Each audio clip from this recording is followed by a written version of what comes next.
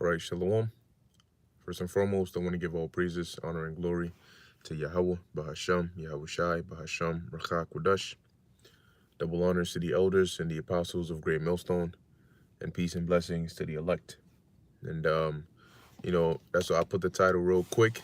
Okay, so we're going to go with that real quick. I just want to get this lesson, out there. Before I get on the road, I want to first open up with a precept, and then build off of that as I'm going on, because I won't be able to read as I'm going. So Lord's will, I'll just speak scripturally, okay, because the word is already within us. So when we speak according to the oracles of the Most High. We speak according to these scriptures, all right, and we quote scriptures and so on and so forth. So now strive for the crown. Okay, strive for the crown. And I was talking to my brother. He was mentioning about just that, in a nutshell, that spirit of constantly striving for perfection. That spirit of losing sleep for what you are involved in, what you're passionate about. Okay, for just being focused, all right, being firm, in that whatever you are passionate about. So I looked up the word strive in the online etymology dictionary, and it says to try hard, to contend, to compete. Now you may strive with one another, and when you strive with somebody, ultimately, what is the goal? You're striving with them so you can overcome them. Well, we're striving against not only our flesh, but this world. And what is the goal? So that we may overcome, and that when upon Yahweh's return, we can get a crown. All right, we can get that crown of life.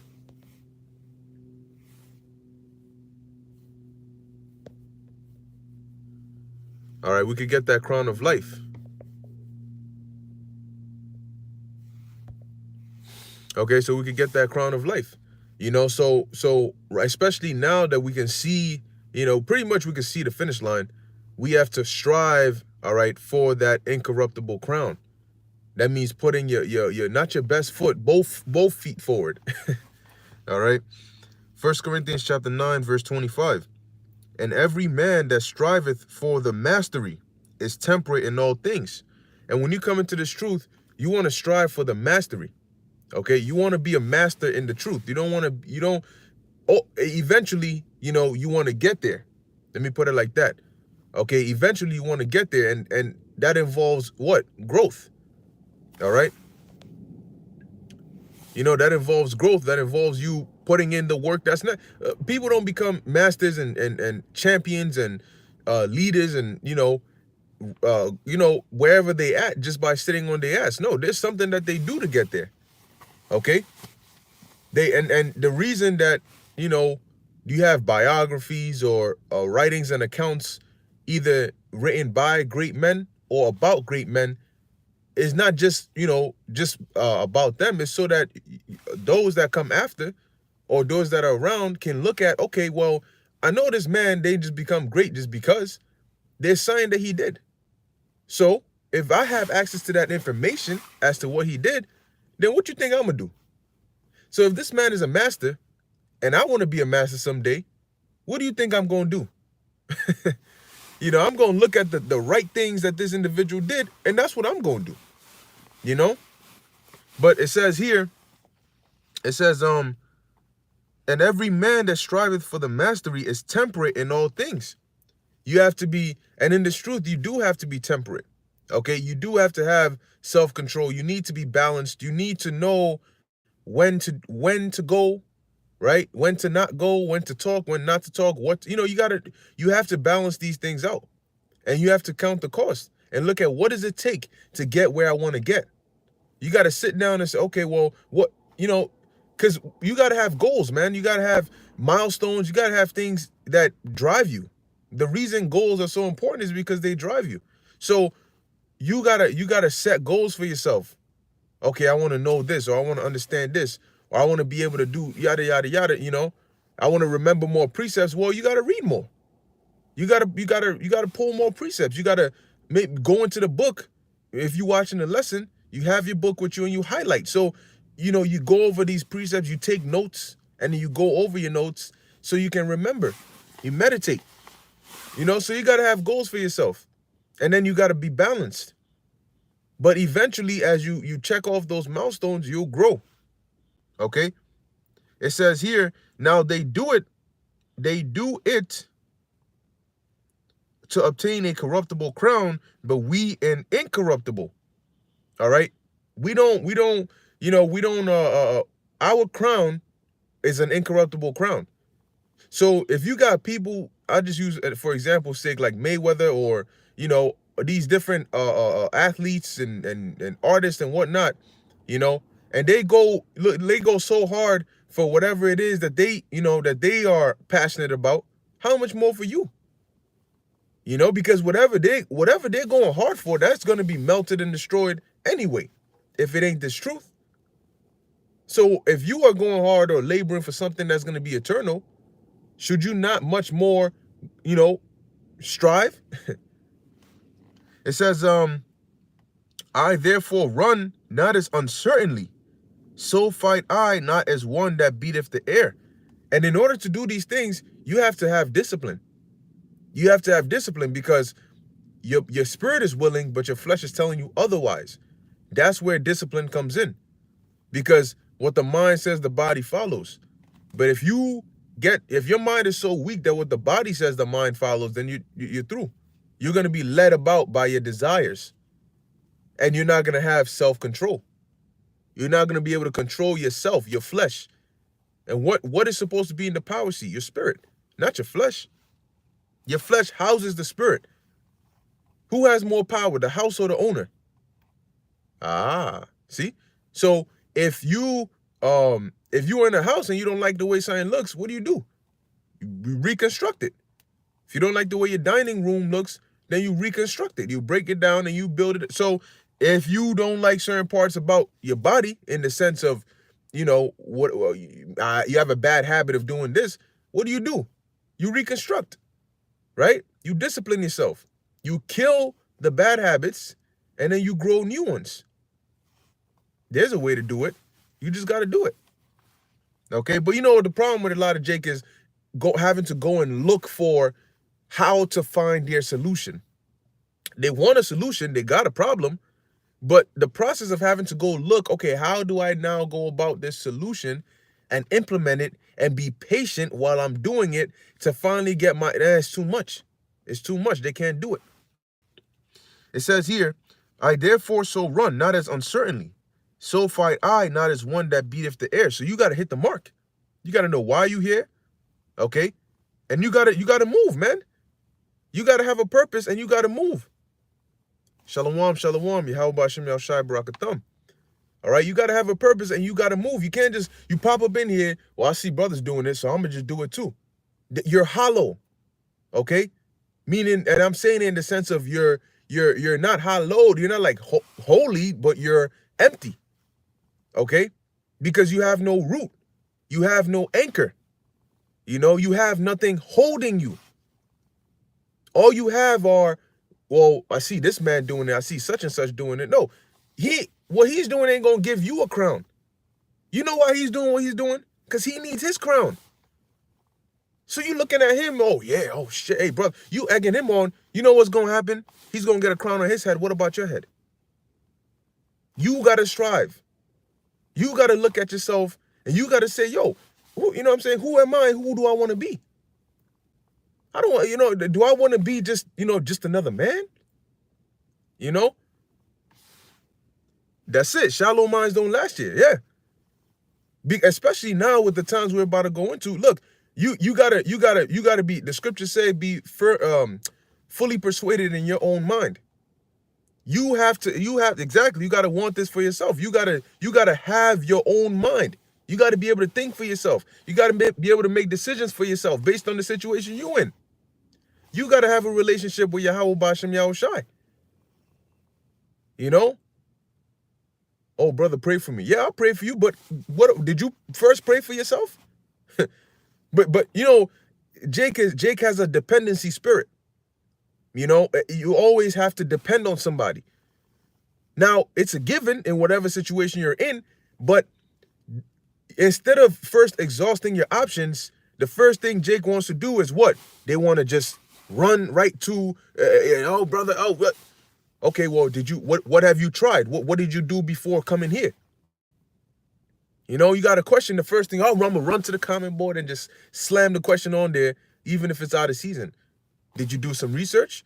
Did you look up, try to see if you could find a video on it? Or is the first thing you thought of, oh, let me just go and say this right here? You have to be studious, okay? Because what about our teachers that didn't have someone directly that they could just run to and say, oh, well, what do I do here? So what did they have to do? You pray and you go through the Spirit, and you studious and you look into things. And guess what? In your studies, you might find even more information on what you were looking for, because the Lord guides us. Okay? He guides us. And we're not doing this for a new car. We're not doing this for a new house. We're doing this for immortality. Okay?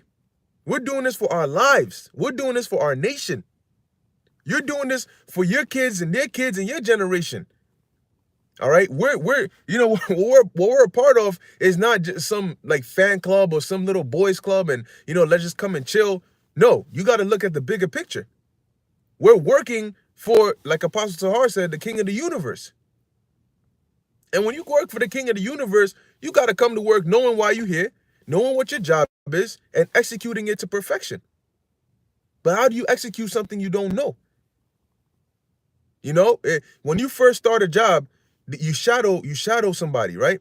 Meaning you follow them, you look at, okay, how do they do this? How do they do that? But you know what happens? Eventually, you might start to grow at the job, and then you might say, oh, well, I see the way they were doing it. Okay, well, now I know how to do it too. You know? Now I know, okay, when I pick this up, oh, I actually found out that you can do this here. I might, hey, look, you know how you show me how to do this? Well, guess what? It actually does even this too. Oh, wow, look, see? You're a productive worker. Maybe let me give you a promotion. But your ass is sitting here. You were supposed to be trained for 2 weeks. 2 years later, you still shadowing somebody. Now, if you still shadowing somebody 2 years later, how the hell are you expected to train new people that come in? If we're supposed to be, the Lord said he's going to make us kings and priests, right? So as a king and a priest, we have to lead. We have to know how to judge. So when you come into this truth, you're striving for the mastery. Your goal is not to be stagnant. Your goal is not to stay in one place. Your goal is to grow. That way, when you look back, you can see, damn. And that motivates you to keep on going further and further. Okay? Living waters. You know what comes with stagnant waters? Mosquitoes, contamination. And that's not what we're here for, because the spirit that is within us is not contaminated. All right, this is Chazak Ban Yehuda 777, Galatians 6:4. But let every man prove his own work. The Lord not say when he comes back that he's going to reward every man according as what? As his work shall be. Not as how good he motivated somebody else, but as what? His work shall be. So you got to put in work, man. You got to have a personal relationship with Yahweh B'Shem Yahushai. And a lot of Israelites a lot of Israelites completely throw out the spiritual aspect of being in this truth. All they do is walk around, oh, I know how to cut this person. I know how to this precept that. They only look at the carnal side of being in this truth, but they don't look at the spiritual side. So yeah, they may call themselves Israelites, but that's why they don't understand the fullness of the scriptures. They don't move with the spirit. They move contrary to the spirit. So you got people that say, well, why don't you guys have unity camps and yada yada? Because they're moving contrary to the spirit. We're moving with the spirit. We're staying in the spirit. So if you're moving contrary to the spirit, I ain't gonna leave the spirit to come move with you. What you think that look, man, let me tell you something, man. I'm trying to get into the kingdom too. You know, we all trying to get in there. And yeah, we all, help each other. But at the end of the day, guess what? I'm running. So my legs, as long as the Lord keeps the spirit on me, they're gonna continuously run. And I may say something to you. I may say, hey, brother, you gotta get up, you gotta keep running. But if you stop, listen, bro, I need to run this race. I'm gonna tell you, bro, if you don't get up, you're not gonna finish this race. And if you don't finish this race, that destruction behind you, that's what's coming. Am I supposed to stop running my race to come and pick you up when you don't even want to get up? Are you crazy? You got to be disciplined, man. You got to grow a pair and be a man and just do what you got to do. You know? The baby spirit of always wanting to be babied and have your hand held and, oh, you gotta tell me softly and you gotta say it this way and you gotta spoon feed me and make sure you get the bib. And if I soil myself, you know what you gotta do then. Like, no, man. Some serious judgment is coming, man. And it's gonna be scary, but what are you gonna do? You gonna cry? What's that gonna do? The only thing the Lord is looking for is righteousness. Okay? You do what you gotta do. That's it. Excuses, the Lord excuses don't faze the Lord. They don't affect the Lord. Because he knows your heart already. Ain't no excuse. Where there's a will, there's a way. And guess what? According to the Lord, there's always a will to do his work. So what does that mean? There's always a way. So if you're not on that way, whose fault is that? The Lord has given us everything we need in order to do what he requires of us. So guess what? You don't have an excuse. You got to do what you got to do. You're going to do it. All right. So 1 Corinthians chapter 9, continuing in verse 27, it says, but I keep under my body and bring it into subjection. And that's the hard part. Keeping your body and bringing it into subjection. Because sometimes your body has the urge to do some shit or to eat something or to, but you got to discipline yourself. You have to tell yourself no. And you have to maintain that. Because the demons really is a handicap match against you. Because your flesh is aided by demons. Legions of demons. And they're putting thoughts in your mind. They're giving you dreams. They're throwing certain nostalgic moments in you. They're throwing all manner of things at you. And here it is. You gotta, and the Lord might leave you like that for a while. Because he wants to strengthen your mind. He wants to test your resolve. Okay? Are you in your mind, are you fully certain? Are you anchored that no matter what, Lord, this is what I'm here for. This is what I was made to do. Hey, look, man, you take a gun. A gun will never, drive, because a gun is made to shoot.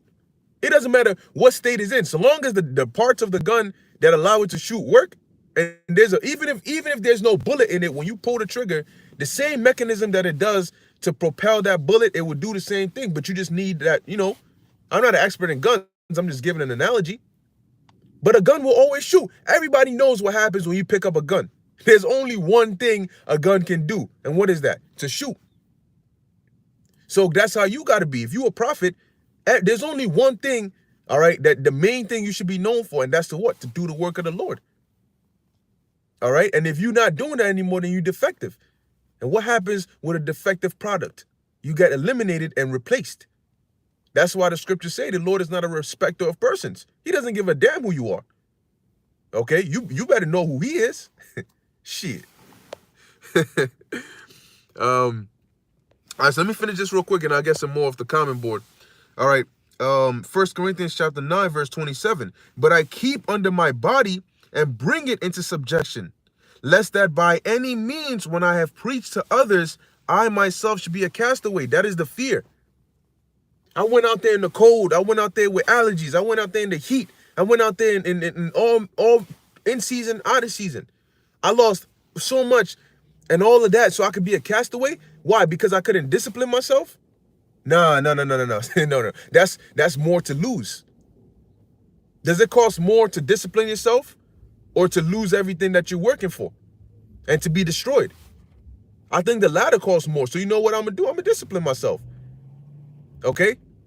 If I know I'm not going off, see, when you deal in the work of the Lord, there's do's and don'ts. That's the thing about it. It's not just, things I got to do and then forget the thing. No, no, no. There's certain things you don't do, but once you are on the path of, okay, I don't do the things I'm not supposed to do, but are you doing the things you are supposed to do?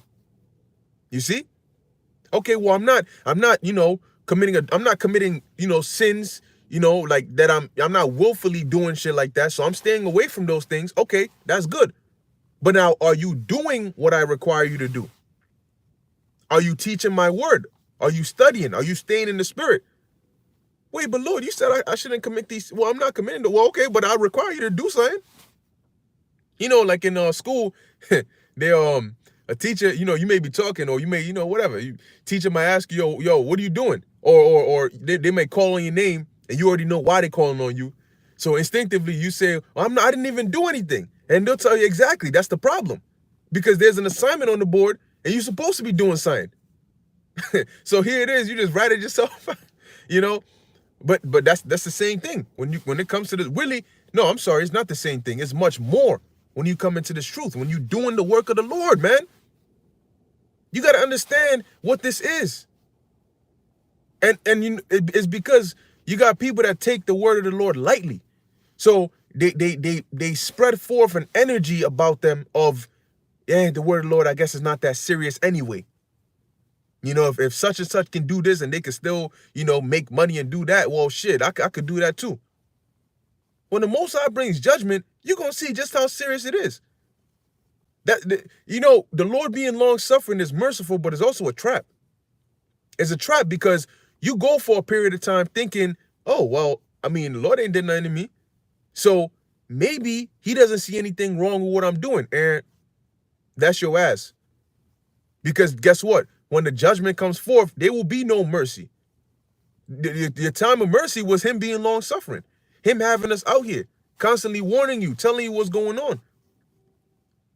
But Jacob more worried about the carnal things. Hey, you know what? That's at your expense.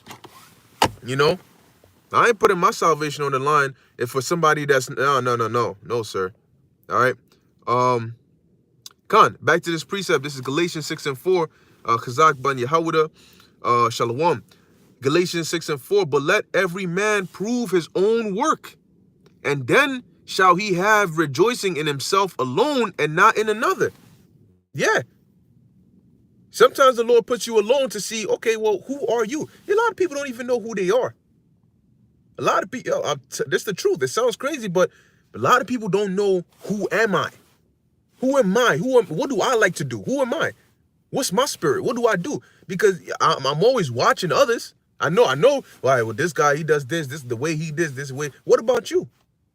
What kind of spirit do you have? What are your strengths? What are your weaknesses? How can you better yourself? Is this guy right here, he's always that. Okay, you pointed out somebody else's strengths and weaknesses. Thank you.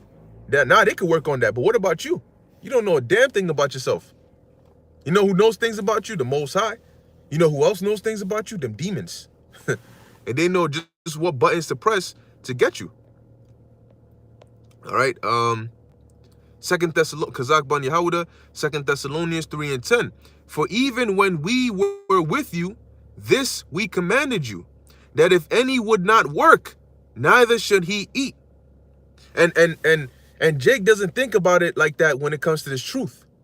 You don't realize that when you do the work of the Lord, you feel as though you're doing it for somebody, but you're really ultimately doing it for yourself. Like Apostle Ramla always says, he gave that analogy about depositing, making spiritual deposits into your spiritual bank account. When you do the work of the Lord, and we're storing up our treasures there, because we're gonna need to be able to withdraw from that in the times that we're in. Now, the thing about it is, in Jacob's trouble, when the Lord says, all right, time is up, ain't no more deposits coming in. Now it's time for the withdrawal. So have you made enough deposits? You don't know how much you're going to need to withdraw in Jacob's trouble. So what mindset should you be in? Oh, well, shit, I don't know how much I'm going to need. If you're going somewhere, right, and you know you might have to spend money, You don't know how much you're going to need to spend. Do you take less or do you take more? You take more. So if you know that I know I'm going to need to withdraw some of that spiritual currency, I just don't know how much I'm going to need. What am I going to do? I'm going to work my ass off every day to make sure that, you know what, it's better to have and not need than to need and not have. You know? Stole that from a song lyric, but that's okay. So let's keep going. It says, 1 Timothy 4:14, neglect not the gift that is in thee, which was given thee by prophecy, with the laying on of the hands of the presbytery. Yeah, because for us to be able to do this is a gift. For us to believe the word. Look, yo, to people in the world, we believe some of the most outlandish things. They're like, they look at us like, you guys are really delusional. You need to tell me you believe that one day a man is gonna come in a big with angels. You said angels in a giant UFO, and he's gonna come and destroy America, and he's gonna abduct you people and change your bodies, and you guys are gonna become what? You said gods, and then what? You're gonna live forever, and then you're gonna come back on the earth again. So when is this gonna happen? You see, they look at us like, what the hell are you talking about? Now, in our minds, we believe it so firmly. Why do you think we do the things we do? But like I did a video, I think last year or so, about how we believe it, so we gonna get it.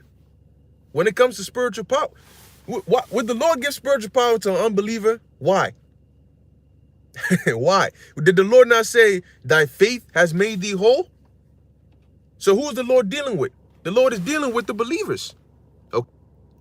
2 Peter chapter 3, verse 18. But grow in grace and in the what? And in the knowledge of our Lord and Savior Yahushua HaMashiach. To him be glory both now and forever. Amen. So for all of you that are trying to downplay, you disrespecting Yahushua, guess what? When he comes back, and even before that, when the judgments start going out, your ass is on the line first. You're going to be beaten with many stripes. All right? Luke 19:13, it says, and he called his 10 servants and delivered them 10 pounds and said unto them, occupy till I come. So we got a job to do. So so that's why if you're sitting on your ass, it's like, we got to look at you a certain kind of way. Because we like, the Lord said, occupy till I come. The scriptures say that the harvest truly is plenteous, but the laborers are few. We need work done. And you sitting on your ass? You know what I'm saying? Like, you looking at me doing the work, but we need the work done. You gotta, bro, we're trying to build a building here. You looking at me do the building, telling me, no, brother, you gotta put that brick over there. You know? No, you're putting it all wrong. You gotta put the brick over here. You ain't doing shit. It's crazy, man. It's crazy. Let's see. Yep. Yehoros, Judah, Israel, Ecclesiastes 12:13. Let us hear the conclusion of the whole matter. Fear the Most High and keep his commandments, for this is the whole duty of man. This is why you were created. If you call yourself a prophet, then the reason you were put on this earth is to do what? It's to serve Yahweh B'Shem Yahushua. It's to teach his word. It's to learn, eat the roll, and go and feed, all right, the nation of Israel. You know, go and feed them with what? With the truth, not some GMO doctrines that you made up. No, you feed them with the truth, the 100% truth. Is that so difficult? We striving for, look, and you know what? In the kingdom, when the Lord, because in the kingdom, there's going to be order. There's going to be rank. There's going to be all of that. And the Lord is not, you know, you're going to have certain individuals in the kingdom that are going to feel the type of way. You know, the scriptures tell you they're going to have that shame, because they're going to look at themselves and say, especially ones that left, that were first enlightened, that were a part of this ministry, and they let go of it. Even prior to the kingdom, when all hell starts breaking loose, they're going to feel that painful regret of just seeing yourself getting shut out of something you were once in. It's like being a part of maybe like a startup, like a startup company, and you like, man, this ain't gonna go nowhere, so you leave it, and then a couple years later, that startup company becomes like a multi-billion-dollar industry. And here it is, you were part of like the founders of it, but you left. So now what? Now you're looking at it, you're looking at how those that you used to work with are now these rich ass individuals. They opening, different outlets here and there. They're doing this, and you constantly hearing about it to the point where you even using their products. And every time you just like, oh damn, like I was in Disco, I was there, and I left it. And there you got to deal with it. Now you can't go back. You can't go back. And even if you did, you just be another regular employee, from the beginning. You wouldn't have that what's the word I'm looking for? Priority or preeminence or, something to that effect that you did before. And in this truth, man, a lot of people are in for some disappointment. Some painful disappointment, man. That's what's coming, But anyway, I'm not gonna make this long-winded. I hit the point that I wanted to hit. I put the title real quick, so I'm gonna stick to that. All right. So, well, hold up, Mr. Brother Aharon, Shalom, Yahweh Shem Yahshai Brakatah, Matthew 24:50. It says, the Lord of that servant shall come in a day when he looketh not for him, and in an hour when he is not aware of. Exactly. Because why are you not going to be aware? Because you're going to be too busy in the world. You're going to be too busy being distracted by whatever you left this truth for. And the Lord is going to take full advantage of that. And guess what? You're going to be done. You're going to be through. You're going to be thrust through. Hurt. Ashamed. In pain. Salty. All right. Matthew 24:51. And shall cut him asunder and appoint him his portion with the hypocrites. There shall be weeping and gnashing of teeth. All right. And the Most High is getting ready to magnify his men. Something is about to happen real soon. And there will be a difference. There's going to be a big difference. And it's going to be known.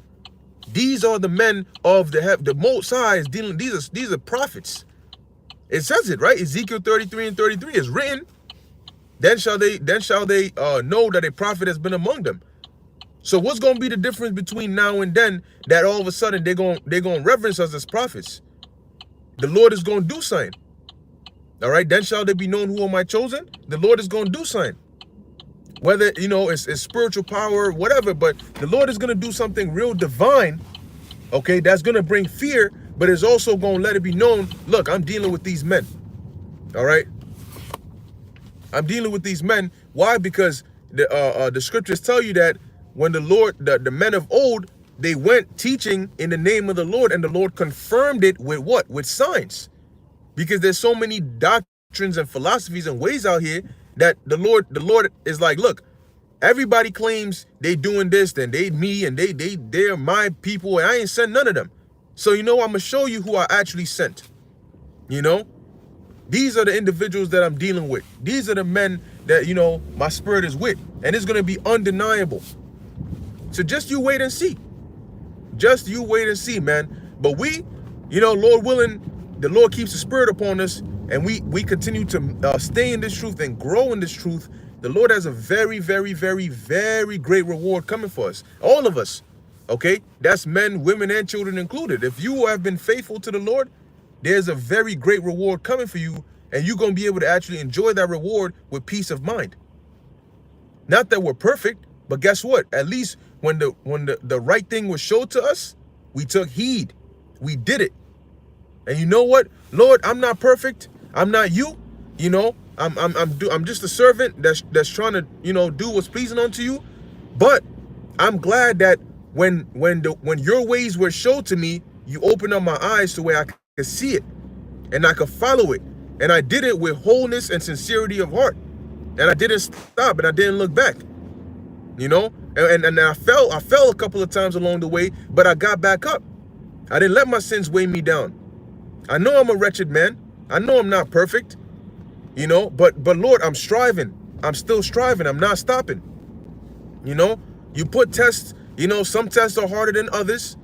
Certain things, it hurt in the flesh, but it didn't stop me. Yeah, I was in pain, but I was still mobile. I was still able to go. So guess what, Lord? I still went. You know, I remember the scriptures you said, you know, that even Job said, though he slay me, yet will I maintain my trust in him. I said I believed it, so how come when it happens, now, no, you can't act different. If you say you believe something, you got to practice what you preach. But at the end of the day, you have to strive for perfection. And the only thing we can tell the Lord is, Lord, we did the best we could. You know, so you be the judge. And if what we did is worthy, then may we also partake of your glory. You know, and hopefully what we do is worthy.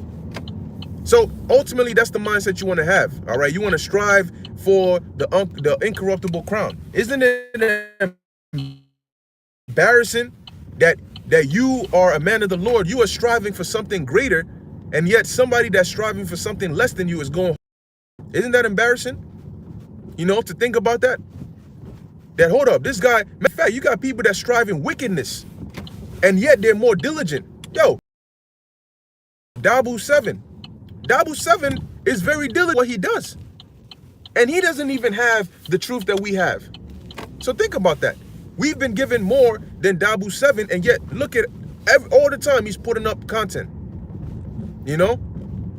So everybody that, whatever it is, their craft, whatever they're interested in, you know, guess what? They go hard for it. So if we have the greatest portion, should we not even go harder than them? Hey, ultimately, we all got to tighten up, and we all got to look at, you know, even if it's a second more, a minute more, a chapter more that you got to read, you know, whatever it is, look at any avenue you could squeeze more into, and guess what? Do it. You know, just do it. Like Nike, just do it. Anyway, with that, Lord willing, that was edifying unto the elect. The water, you know, for tuning in, the water for the precepts on the common board. Yahweh Bashem Yahushai Barakatham. And before closing, I first want to give all praises, honor, and glory to Yahweh Bashem Yahushai, Bashem Rachak Kodash. And until next time, Shalom.